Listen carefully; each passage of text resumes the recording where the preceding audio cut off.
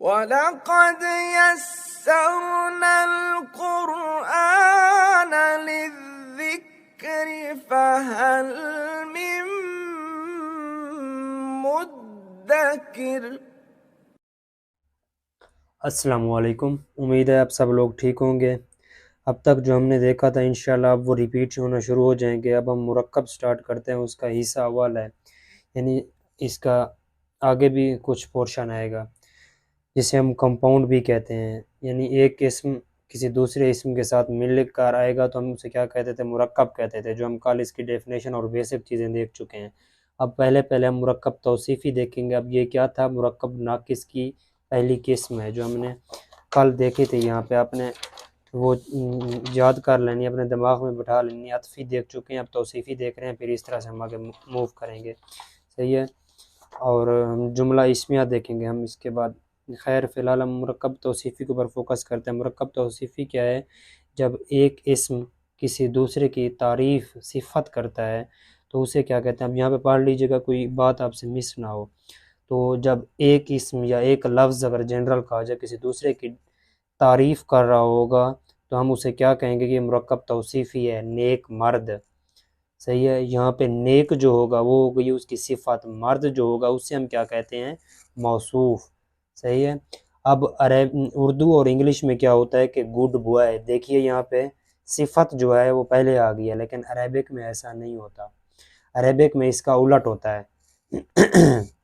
اگر عربک میں مجھے کہنا ہے اچھا لڑکا تو یہاں پہ پہلے لڑکا آئے گا پھر اچھا آئے گا، صحیح ہے؟ اب ہم اس کی دیکھتے ہیں کہ اس کی عربک کیا ہوگی۔ اب اچھا لڑکا ہم نے کہا الٹے آئیں گے یہاں پہ عربک میں۔ لڑکا کسے کہتے ہیں؟ لڑکے کو عربک میں، اب وہ اس کے اوپر آئے گی آپ کو ووکیبلری کا استعمال۔ آپ نے ووکیبلری کو لازماً یاد کرنا ہے۔ لڑکے کو ہم کیا کہتے ہیں؟ والدن، اور اچھا کو کیا کہتے ہیں؟ حسنن۔ اب کیونکہ اچھا لڑکا، اب یہاں پہ دیکھیے یہاں پہ ایک کوئی کا لفظ لکھا ہے نہیں لکھا، یعنی یہ ایز اے پراپر نون آ رہا ہے۔ تو پھر جب پراپر نون آتا ہے تو ہم نے دیکھا تھا ہم ال ساتھ لگاتے ہیں۔ تو اب جب میں ال لگاؤں گا تو لڑکے کی کیا بنے گی؟ کیونکہ یہ پہلے آئے گا، لڑکے کی ہوگی الولدو، یہ دیکھیے الولدو۔ اچھے کی کیا آئے گی؟ الحسنو۔ تو اب ہم نے ایک رول دیکھا تھا کل کہ ال کے پیچھے جب کوئی لفظ ہوتا ہے تو اسے لازماً آگے ملانا ہے۔ الولدو الحسنو اس طرح نہیں ہوگا، بلکہ الولد الحسنو۔ یہاں پہ کیا ہوگا؟ الولد الحسنو، یہ اگنور ہو جائے گا، اسے ہم کیا کہیں گے پھر؟ حمزۃ الوصل، جو ہم پہلے آلریڈی ڈسکس کر چکے ہیں۔ لام تعریف اس کا گر گیا، الولد الحسنو۔ اب ہم آگے دیکھتے ہیں کہ الولد الحسنو کو اب ملا کر جب پڑھا جاتا ہے تو حمزہ خاموش ہو گیا۔ اب یہ باتیں آپ اوپر جو لکھی ہوئی ہیں اسے لازماً پڑھ لیجئے گا۔ اب یہاں پہ ایک رول فالو ہوتا ہے۔ اب جو میں نے یہ دو لفظ لکھے ہیں نا، جو مرکب توصیفی ہوتا ہے، اسے اب یاد رکھنا کیونکہ آگے یہ بہت استعمال ہوگا۔ مرکب توصیفی کے جو چار رولز ہیں وہ یہ ہیں کہ ایک ہوتی ہے یہاں پہ صفت، یہ کس چیز کا مجموعہ ہے؟ صفت پلس موصوف۔ پہلے صفت آتی ہے جیسے ہم نے یہاں پہ دیکھا تھا، پہلے موصوف آتا ہے پھر صفت آتی ہے یہاں پہ۔ تو اب ہم نے دیکھنا یہ ہے کہ یہاں پہ لازمی تقاضا کیا ہوگا؟ صفت اور موصوف دونوں ایک ہی حالتوں میں ہوں۔ اگر وہ رفع میں ہے وہ بھی رفع میں ہے، وہ جر میں ہے وہ بھی جر میں ہونا چاہیے۔ اگر وہ دو ہیں تو انہیں بھی دو ہونا چاہیے، یعنی دو کا صیغہ ہونا چاہیے، رفع میں یا نصب میں یا جر میں، جو ہم نے واحد جمع دیکھی تھی۔ اس کے ساتھ ال ہے تو اس کے ساتھ بھی ال آنا چاہیے۔ اب وہ ہوں گے سارے رولز ریپیٹ جو ہم نے دیکھے تھے کہ رولز ریپیٹ ہوتے ہیں۔ اب یہاں پہ ہم دیکھتے ہیں، اسے آپ پڑھ لیجیے گا تاکہ آپ کو مزید آئیڈیا۔ موصوف حالت رفع میں، صفت بھی حالت رفع میں۔ یہاں پہ دیکھیے الولدو، یہاں پہ بھی ال ہے، یہاں پہ بھی ال ہے۔ یہاں پہ دیکھیں رفع میں ہے، یہاں پہ بھی رفع میں ہے۔ یہاں پہ تنوین ہے نہیں ہے، یہاں پہ بھی تنوین نہیں ہے۔ مکمل طور پہ یہ ایک دوسرے کو کیا کریں گے؟ ایک دوسرے کی کاپی کریں گے، ایک دوسرے کی طرح ہوں گے۔ اب یہاں پہ دیکھیے الولد الصالح، یہاں پہ کون سا رول فالو ہو رہا تھا؟ جب میں نے وہ حروف قمری اور حروف شمسی دیکھے تھا۔ اگر یہاں پہ سواد ہوتا لفظ تو اس میں کیا لکھتا؟ جیسے نیک یا صالح لڑکا ہوتی، اگر اس کے یہاں پہ ترجمہ کر رہے ہوتے تو یہاں پہ کیا ہوتا؟ الولد الصالح۔ یہاں پہ یہ دیکھیے پورا یہ ال خاموش ہو گیا ہے۔ دال کو سواد کے ساتھ ملانا ہے، یہ ہم نے کہاں دیکھا تھا؟ حروف قمری اور حروف شمسی میں۔ ولدن صالحن، اگر یہاں پہ ہوتا لڑکا، کوئی اچھا لڑکا یا ایک اچھا لڑکا، پھر اس کے عربی کیا ہونی تھی؟ ولدن صالحن۔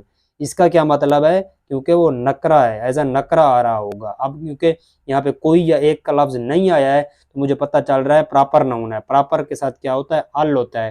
اگر ال نہیں ہے، کوئی اچھا لڑکا، ایک اچھا لڑکا، والدن صالحن لکھنا ہے۔ دونوں ایک طرح کے ہوں گے، لازماً ایک طرح کے ہوں گے۔ آپ نے یہ رول یاد رکھنا ہے، ہر ایک چیز میں ایک دوسرے کو فالو کریں گے۔ یہاں پہ ایک آپ نے ایک اور بات بھی یاد رکھنی ہے، یہ والا رول بھی یہاں پہ فالو ہوگا یرملون کا۔